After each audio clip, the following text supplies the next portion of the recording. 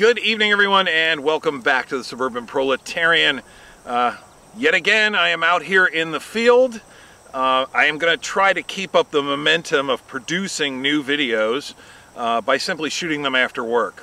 This seems to work pretty well.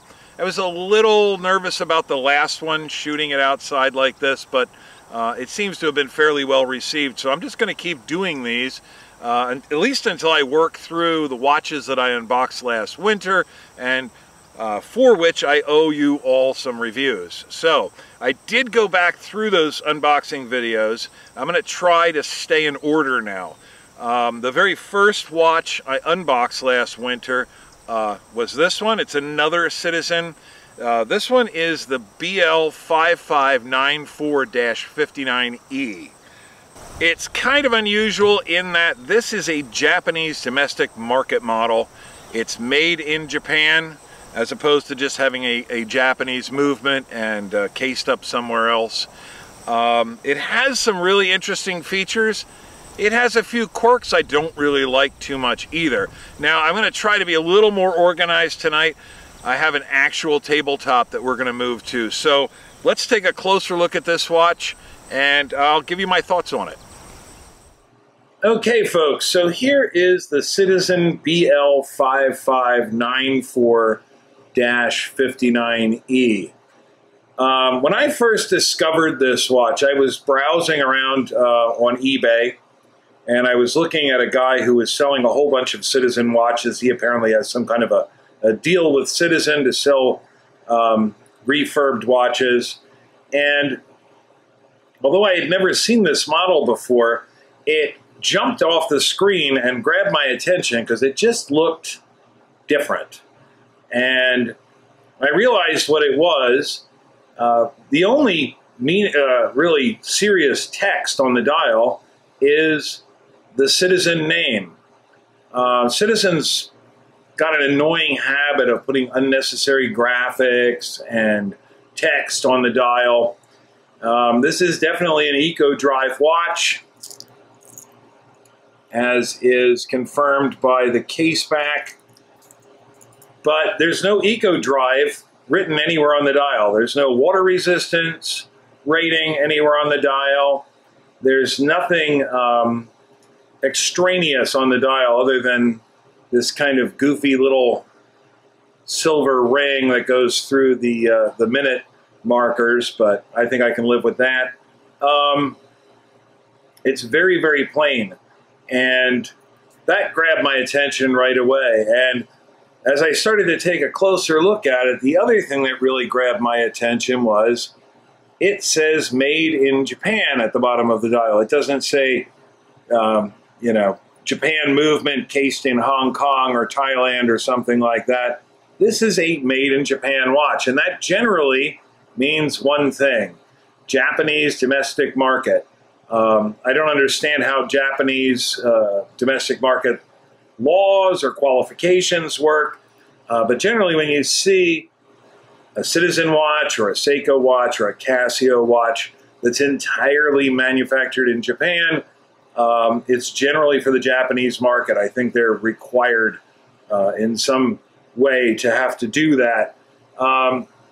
There is a bit more text. There's a few markings down here to indicate battery life or the amount of charge of the battery, whether it needs to be recharged. There's something here which I think is related to the alarm. Oh yes, alarm on and alarm off. But basically, it's a very, very clean dial. And I love the fact that it just says Citizen and nothing else. If you look at the very most high-end Citizens, like the Citizen, or I guess it's also called the Citizen Chronomaster, which is sort of the equivalent, some would argue, even higher end than the Grand Seiko. Again, it just says Citizen on the dial, and I thought that was really cool. The overall design of the watch is very basic. Stainless steel bracelet, solid link construction, although it does have a folded sheet stainless deployant clasp. Only 2 micro adjustments in the clasp, so not a lot of fine adjustment, but I was able to get it fit up for me fairly well. Now, I have been wearing this watch quite a bit, and you can see I have acquired some scuffs and scratches on the bracelet and on the clasp.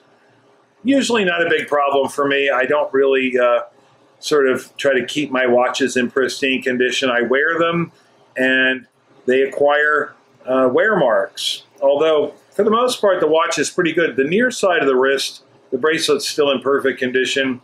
I haven't managed to scratch the glass crystal yet, and yes, this is mineral glass, not sapphire. Overall, the watch is, I wouldn't call it an homage, but it's sort of reminiscent of a Speedmaster. I think that's kind of the look they were going for. There's nothing specifically Speedmaster-ish about it, but it just kind of has that vibe. We've got the black bezel ring. I think that's anodized aluminum, and it has a tachymeter scale. I would assume laser engraved on there. That's kind of nice. And you see the second hand ticking along here, and you say, well, it's got a tachymeter scale, but is that really, is it really a chronograph? And this watch actually has quite a few features. First and foremost, I think one of the nicest complications out there is a perpetual calendar. In mechanical watches, it is a fantastically difficult and expensive thing to do, and it adds an enormous amount to the cost of the watch to include a perpetual calendar. But this is not a mechanical watch. This is a quartz watch. It is an eco drive. You can see the hand ticking away 1 second at a time. And furthermore, this isn't even a traditional quartz watch. I don't believe there's anything reminiscent of a gear train inside this watch. This is basically a digital watch with analog displays. Each dial is controlled by its own stepping motor. Everything works independently. Things can go this way while other things are going that way, and I'll demonstrate all of that to you. But it does look like a fairly traditional chronograph, and it has fairly traditional chronograph buttons. The crown is here.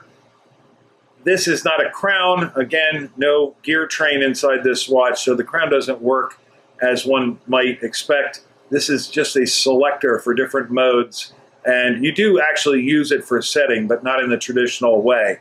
So let's get on to the functions of this watch. As it sits right now, we're in normal timekeeping mode. So the second hand is ticking along happily around the dial, unlike on a standard chronograph where the long second hand would be permanently up unless the chronograph was running and something else on the dial would be keeping track of the seconds. So if we pull the crown out to the first position, you see how the second hand has moved and is pointing directly at the 30-second marker. So, or at the 6 o'clock, I guess you could say. That indicates that the watch is in mode selection. It's in its mode selection mode. So the first thing we can do is go on over to chronograph. We simply do that by turning the crown when it's pulled out in one position to the first position out. Press it back in, and now the watch is in chronograph mode. Now you see that the second hand has moved to the 12 o'clock position. When we press the chronograph, it goes around, the second hand goes around once, and then it starts ticking off the seconds, just as you would expect. Press it again, we get 2 beeps, and the chronograph second hand stops. Now, on a standard chronograph, this is a little weird. On a standard chronograph, you would now press this button to reset the chronograph. But when I do that, you'll just see that this hand on this dial moves slightly, and as soon as I release it, it goes back to the 0 position. That is to indicate tenths of a second. In order to reset the chronograph, we press the start button again, and the second hand will actually start ticking. But if we hold it in for about 2 seconds, the chronograph resets back to 0. So that's a little bit weird, and I think they could have worked that out a little differently to make this more traditional. I would have preferred that they had made this start and stop and made this a reset and maybe figured out some other way to show tenths of a second, but we can live with it. The second or third complication, I guess if we count the Perpetual Calendar, which I already talked about, the third complication that this watch features, if we pull out to the first position again and roll forward, is world time, or a second time zone. I have my watch, the second time zone for my watch, set to Zulu time, because I'm not planning any trips in the near future. But the watch will now automatically set itself to whatever that second time zone is. And it's ready to go. And now we're in Zulu time. Pretty straightforward. If we roll forward again, that goes to the alarm mode. And now it will show us what time the alarm is set for. And it's set for 12 o'clock midnight.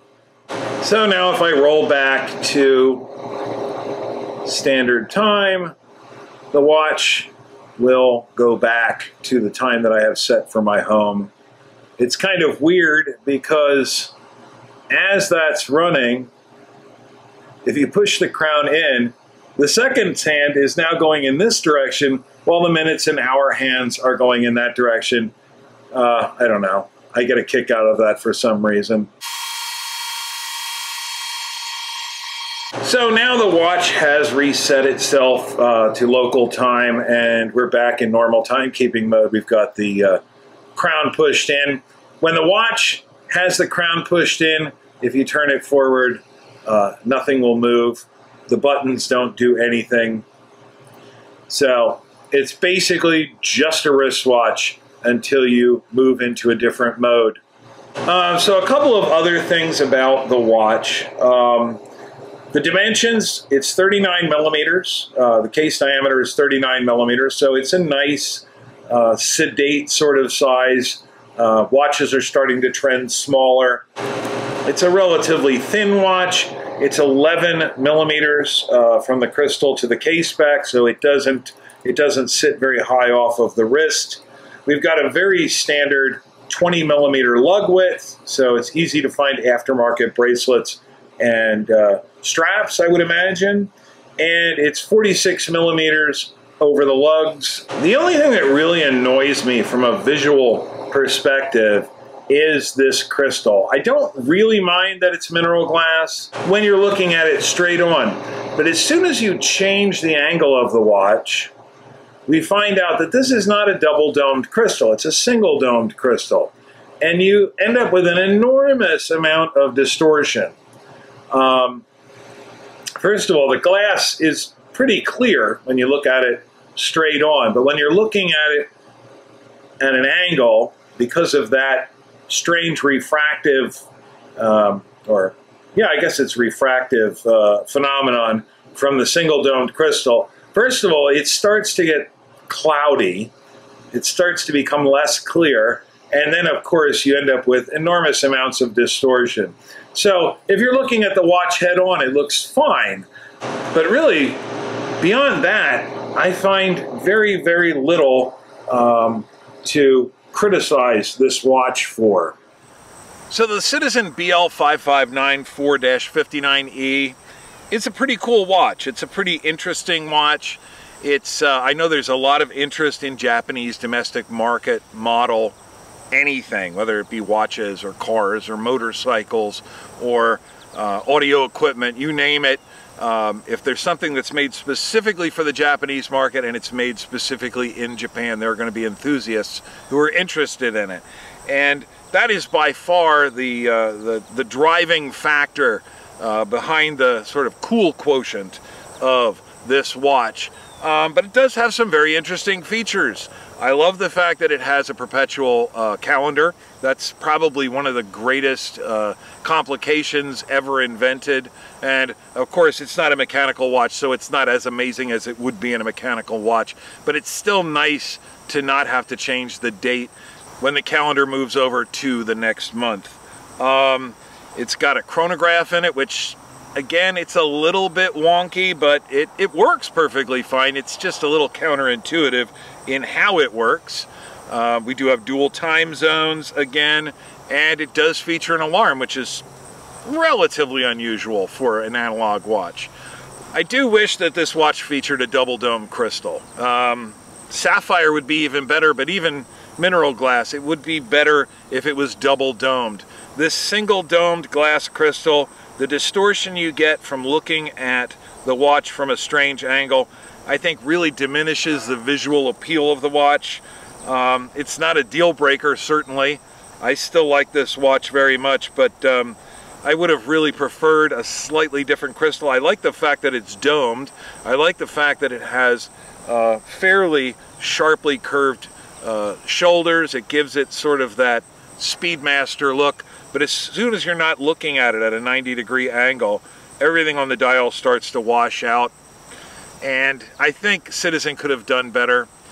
At 130 bucks, which I paid, I think glass is acceptable. I would have preferred sapphire. I would have even preferred acrylic, a double-domed acrylic crystal to make it a little more classic. But, you know, mineral glass is acceptable. But at Citizen's suggested retail price of $525, I would expect to get sapphire. I don't think mineral glass is acceptable in that price range. Even when you look at the realistic retail value of this watch, running anywhere from about $250 to $400, a lot of comparable watches are going to feature a sapphire crystal. So I think that's a bit of a shortcoming. But definitely, if they were going to go with glass, double domed. But if that's all I can find to say bad about this watch, I guess I would have to admit that I'm pretty happy with it. I've worn it quite a bit, and I don't plan on getting rid of it anytime soon. So I guess that's pretty much all I have to say about this watch.